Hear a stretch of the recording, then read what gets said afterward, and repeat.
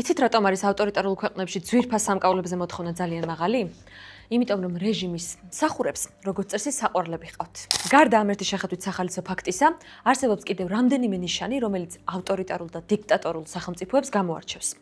გთავაზობთ გიდს და რჩევებს იმ შემთხვევისთვის, თუ ავტორიტარული რეჟიმის შექმნა მოგინდებათ. პირველი და აუცილებელი პირობა ძალიან ბანალურია.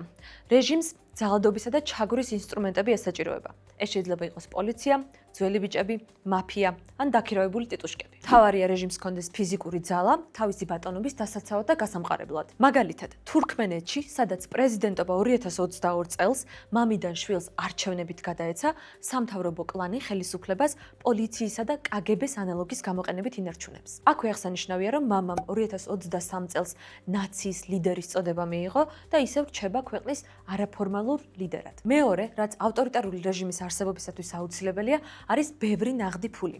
გარდა იმისა, რომ რეჟიმები მსახურების ერთგულებას ფულით ყიდულობენ, მათ ასევე უწევთ დიდი ძალოვანი აპარატის შენახვა, რაც არც ისე იაფი სიამოვნებაა. შედეგად რეჟიმები ფულის მოძიების მრავალგვარ გზას მიმართავენ.